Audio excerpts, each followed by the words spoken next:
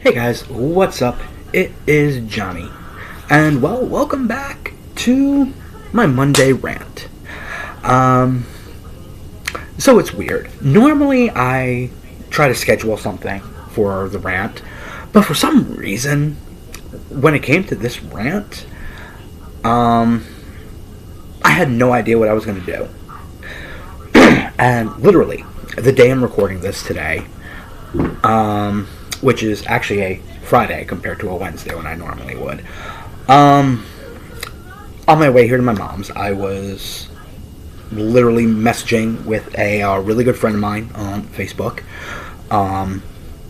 Person by my friend Phoebe, Paige, and we refer to her as Annie Whammy.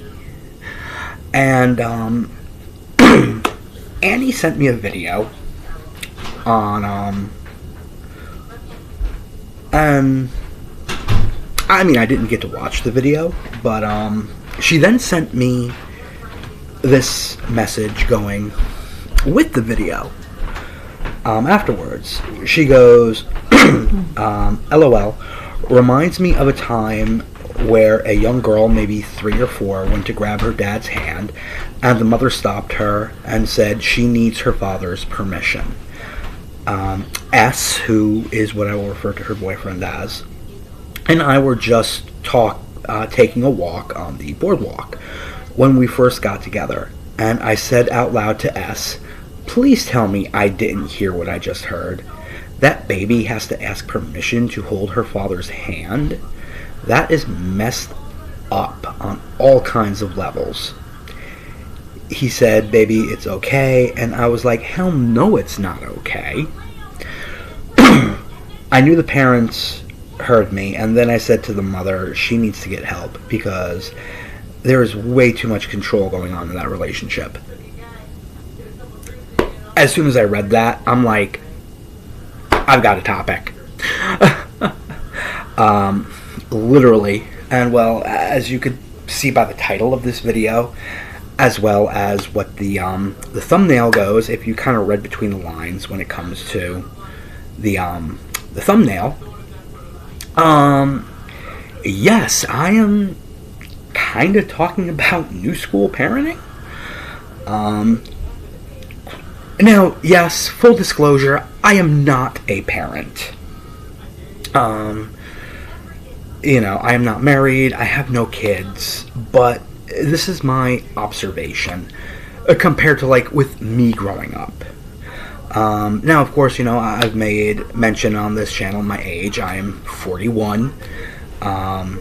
Literally, I was born in the 80s, in the mid-80s. I grew up in the 80s, the 90s, everything.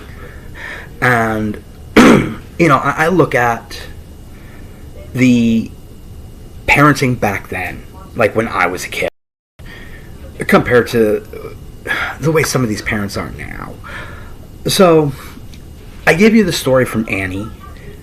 I'm going to give you a story now from my own personal experience of not something that happened to me, but what I saw. So we got to go back to maybe like 2013, 2014. I am working at a grocery store here in New Jersey called ShopRite. Now, at least here in New Jersey, with the grocery stores, when you go up to pay, there are candy bars and stuff like that, the tabloid magazines, everything like that. So, it was kind of just like a regular day at the store, and I'm a cashier. I'm standing at the register, I'm ringing people up, and this mother and kid get into my line. I've seen this a million times. I worked at the ShopRite in Garwood for 9 years. Not my first time seeing kids honestly begging their parents for candy bars and chocolate and everything like that. All the crap that's up front. Of course, mainly, yes, the candy and stuff like that. As if you can't hear, I have that 90s show in the background, but I'm going to pause it quickly because I want to see the the scene because I found one of the episodes where Kevin Smith is in, and anybody who knows me knows I'm a huge Kevin Smith fan. But that's off topic. So, this one day in particular, again, I'm on register, and I'm ringing up customers, and again, a mother and son get into my line. Now, the kid has to be maybe 5, 6 years old.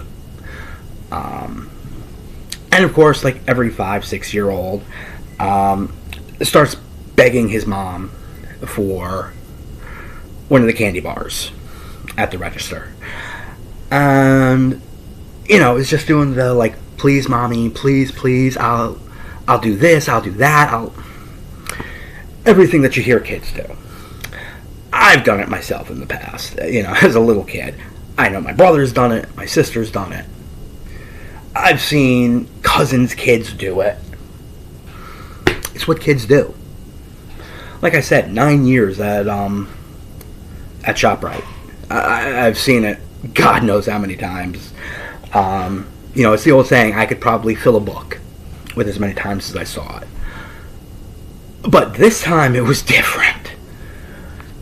So, of course, as I got to always see the more so 98% of the time, of course the mom said, no, you can't have the candy bar. It's going to be getting close to dinner, and, don't want to spoil your appetite. This kid, and now remember, like I said, maybe like 5, 6, maybe even 7 years old, literally looked at his mother, and I'm not going to use the actual word because even though I've said out of my 2 channels, this is the one channel I don't care if it gets monetized, but I don't want this video age restricted and I don't want it taken down. So I'm going to use the acronym. The kid literally looked at his mother and said, Mom, you're being a see you next Tuesday. Yeah. I heard the kid say that, my eyes bugged out of my head.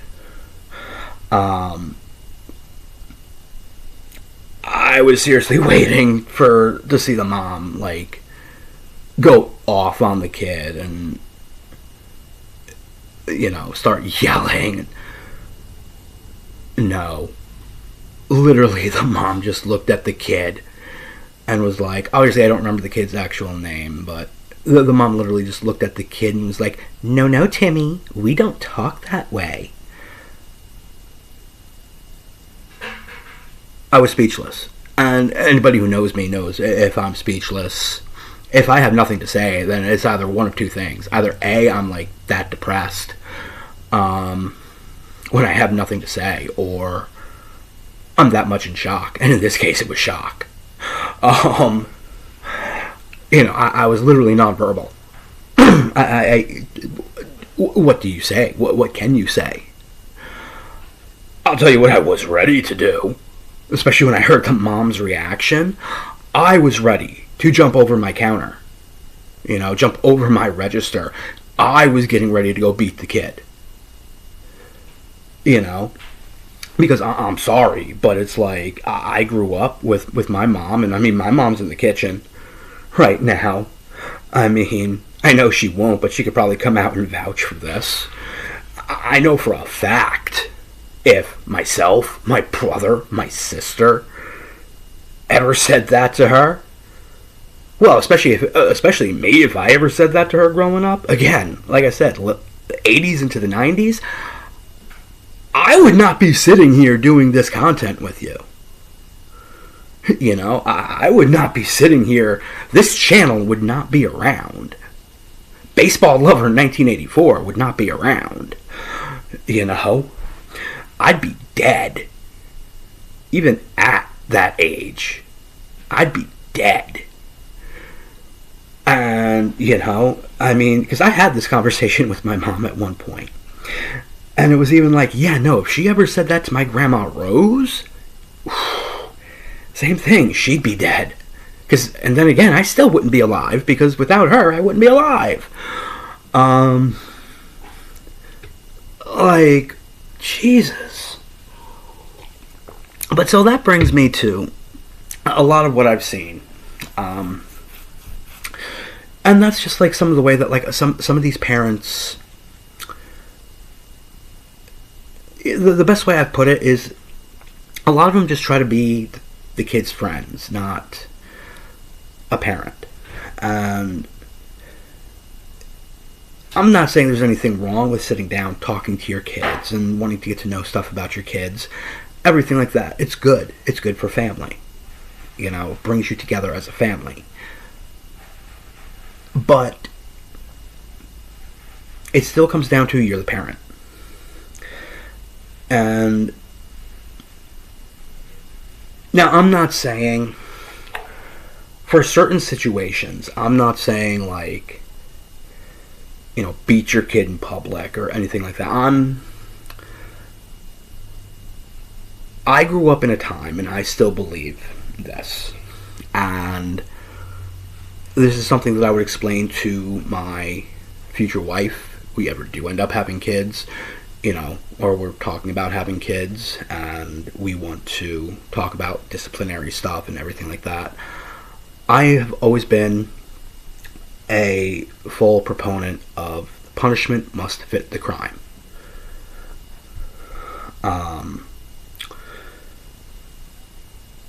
So it's like,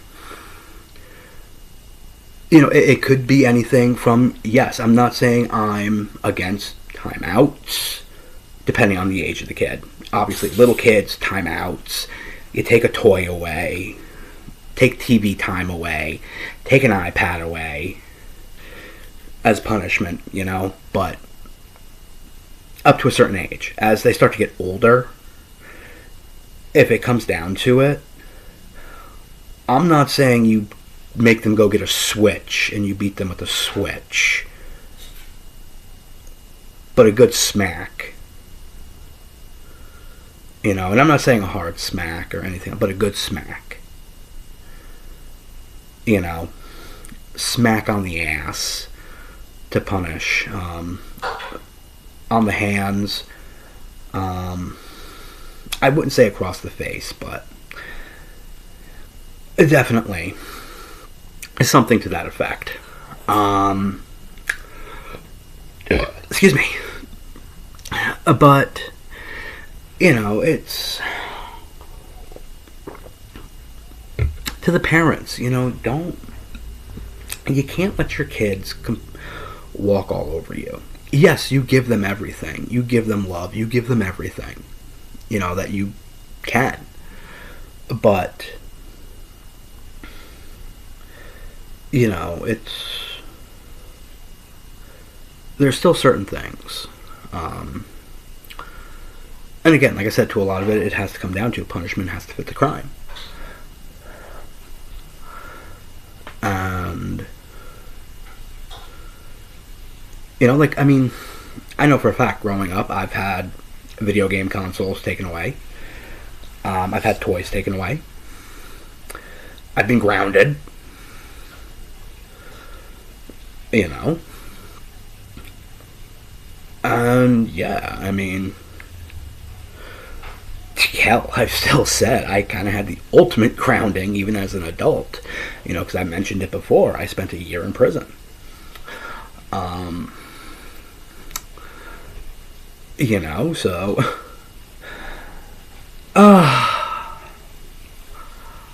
but, you know, like I said, I see too many of these new age parents where it's like I said, especially when I heard the mom, no, Timmy, we don't talk like that.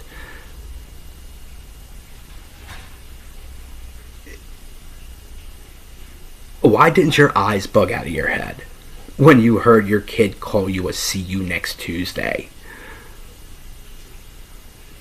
You know, like, do you enjoy that? And then even with that, it's like, come on, a kid is calling you that.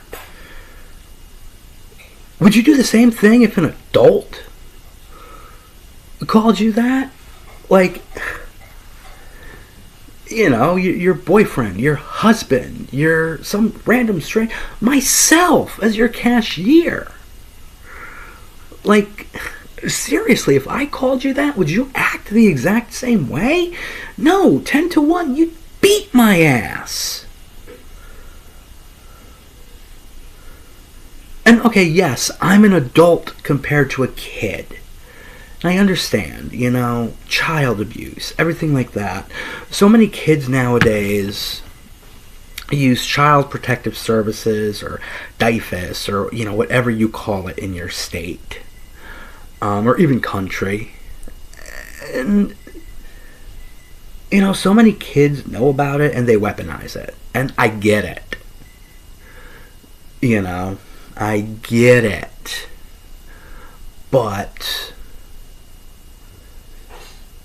you know, I remember once, a friend of mine has a kid. And their kid literally threatened to call DIFUS, which is ultimately what we do call them here in New Jersey.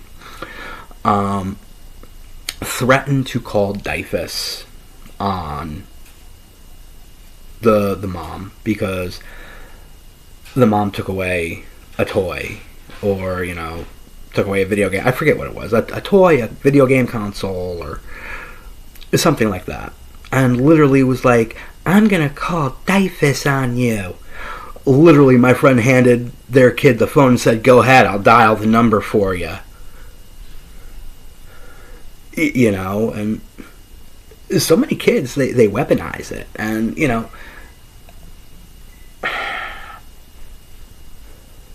I think, to a certain extent, you know, when it does come with that, you know, kids need to understand that there's a time and a place for it, and just because your toy got taken away or your video game console got taken away, you don't call CPS, you don't call DIFUS, you don't call whoever, you know. And okay, you're a kid, I understand, you don't realize, but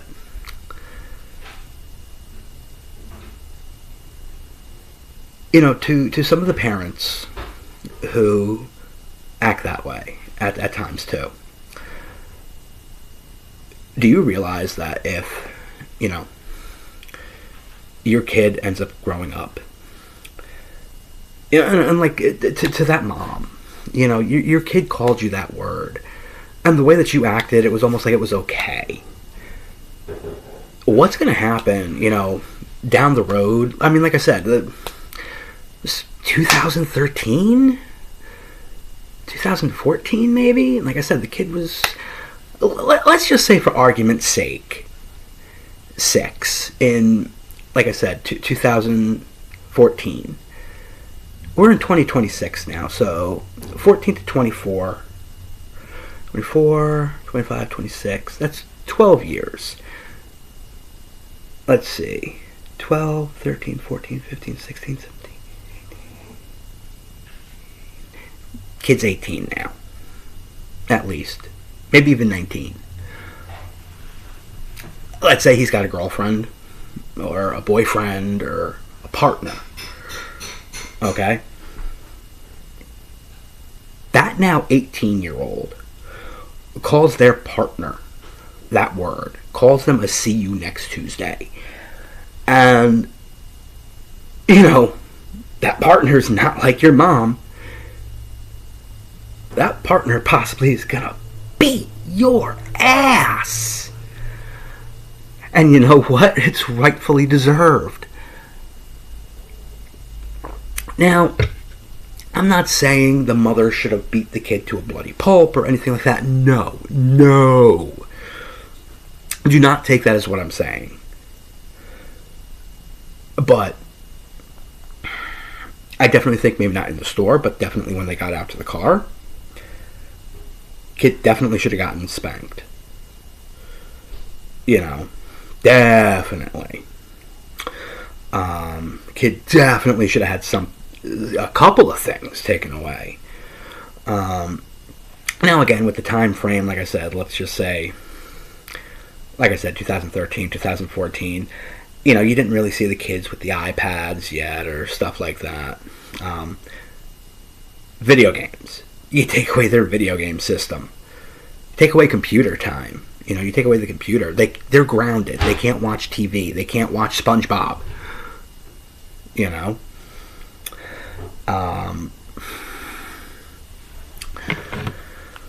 But punishment needs to be dealt. Now, yes, I will say this. I do not know what happened when they left the store. But just the way that mother was acting, it makes me feel like nothing was done. Like the kid just was like being a spoiled, rotten brat. And let's be real. We see too many of those, and to think, it's gotten worse as time goes on. Like I said, that was 2013, 2014. It's 2026 now. And, I see a lot of it too. I mean, certain neighborhoods, like, yes, I live in Newark. I don't want to say the area of Newark I live in is the ghetto, but it's Newark. I mean, I've been to Newark. I've been to Irvington. I've been to Jersey City. I've been to Camden. I've been to, what you would call the rough areas of New Jersey. Thanks, Dad. Thanks, Dad. But you know what? Because of that, it taught me how to act in those areas. Which, you know what? Maybe one day I'll call it like a survival video. And I'll talk about some of this stuff. But anyway, so it's like, I